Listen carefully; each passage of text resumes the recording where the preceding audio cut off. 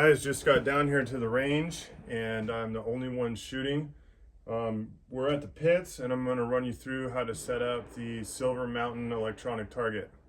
So just so you guys know, in case you've never shot in a F-class or bench rest match, the pits is we can drive up safely to the side of the firing line without calling a ceasefire. And we can approach our target, pull it down. It's on these wheels so you can interchange things and everybody else can keep shooting. But I will run you through this system. I just made a 4-foot target because the 4-foot frame fits in this pulley system. But essentially when you first get your system, you're gonna mount these 4 plates, and then in the directions it tells you what color wire goes to each one. So these don't matter. They can just go ahead and snap in any orientation, and then it's actually just a Cat 5 Ethernet cord plugs into each one.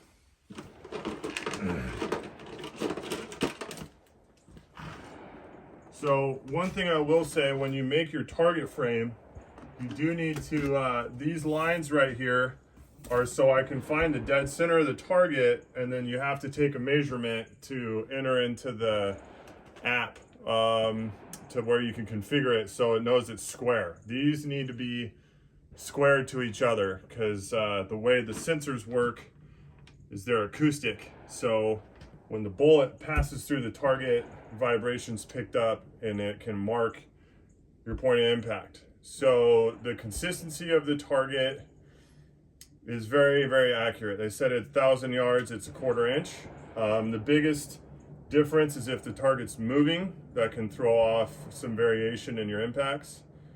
And the other big thing to consider is the back of this square is empty. This is plywood to help with rigidity, but this is just a piece of this thicker plastic.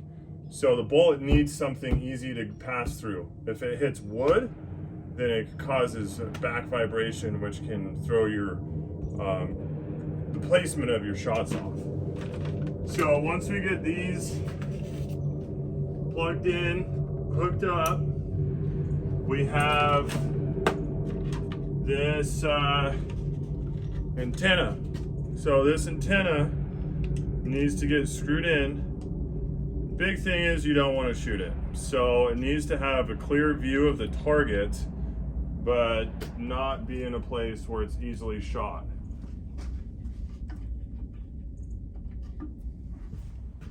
So then once we get on this end, there's 2 of these. They look exactly the same. The difference is one has all the Cat 5 ports and one actually just gets an antenna. So we're gonna plug in all of our appropriate wires, and these are labeled, color coordinated. Once we plug all these in,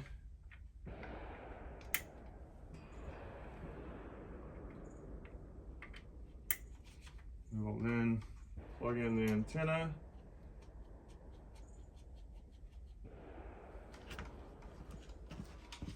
Just hang it off to the side. Okay. We just need to plug in a battery, and we can make sure battery's on. The other end that you're gonna bring back with you to the target just gets a little antenna, and this also gets a battery. So the system comes with 2 small battery packs. Lasts about 4 trips to the range, and but they just plug into a USB, so you can always have a backup. So once both of these are plugged in, you can use your phone. I just bought this cheap tablet on Amazon, and these creates an IP address. So we can just go to our internet browser. It pulls up the last one, So what we want to do is make sure the system is connected before we leave and go, you know, back down to the firing line and realize something didn't get plugged in.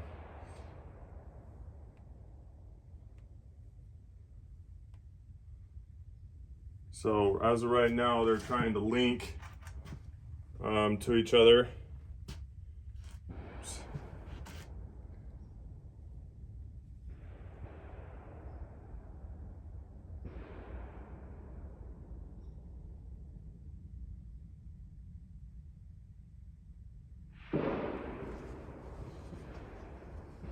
Okay, so now we're connected to the server. So this is what your target's going to look like when we go back. And essentially at this point, we can just start shooting and we aim right in the dead center and it will mark every shot and it will show us the SD, it will show us the group size.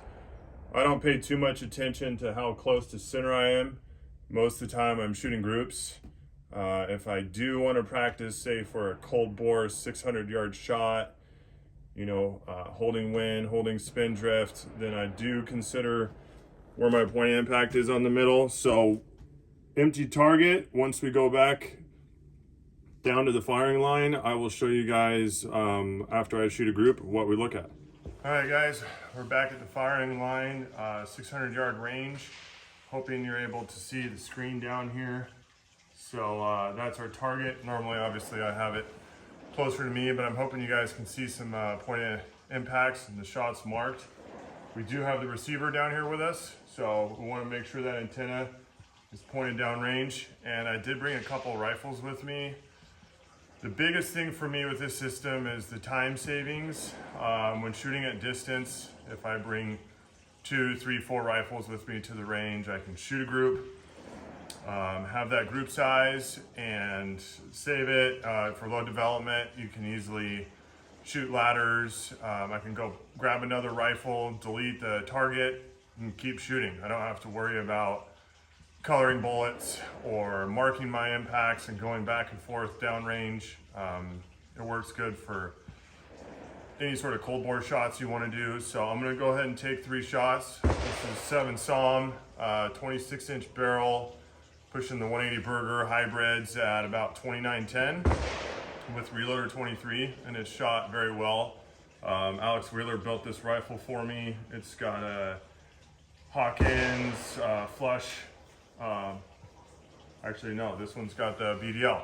So other one has the Hawkins magazine. This is a Vampire, the new Bat Action Vampire, which is very, very nice, lightweight action. I have some of the HRs and some single shots, and I will say for a hunting action, it's extremely smooth and it handles quite a bit of pressure. So I'll go ahead and take 3 shots. Hopefully you guys can watch down here.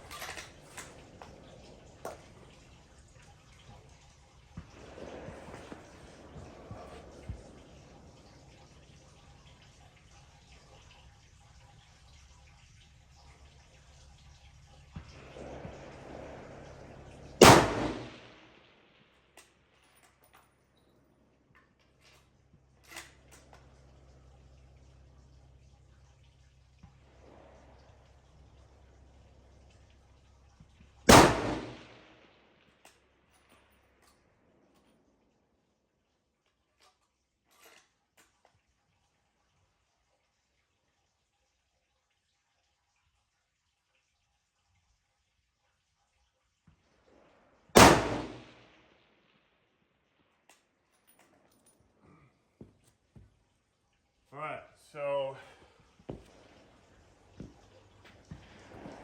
I think, fortunately, this might not really be too believable, but that has to be one of the smallest groups I've ever shot in my life at 600 yards. And there's the 3 shots. Yeah, 0.82 inches, so a little less than an inch. And I actually got it on film. I can't believe that. So here is the, let's see, here's the range. You can see my target way down there at 600. I'm the only guy. And these rifles do shoot very well. 7 SAUM is one of my all-time favorite cartridges. 180s, Reloader 23, a BR2. I'm jumping them 10 to 13,000. Shoots really good. Before I did this video, I made sure that I was on target and dialed in, and it was a 1.7 inch group. So I will say, now I'm gonna save this target. That's a personal record for me. And I'm gonna take out my 338 Edge. Just a few minutes ago, I shot 2.8 inches. So it's doing as good too. It just, we'll see. I'm just checking every other day when I come down here just to see day in, day out consistency on load development. Just to make sure it holds half a minute or less at distance. So overall, I really, really like the system. It saves a ton of time. It does keep track of SD numbers, and the SD for that group is 7. I will say that the SD compared to my LabRadar and this downrange is not quite, they don't line up. So I've done some asking around and reading, and I trust my LabRadar more than I do this. I would not use it for verifying BC as far as the impact velocity. I would use more drops, and even 600 is pretty short to start doing that. But some guys have attempted to use the impact velocity here compared to the impact velocity at 600, and they try to figure out their BC that way. But I trust my LabRadar more as far as the SDs go. So thanks for taking the time to watch this video, and I hope you guys learned something.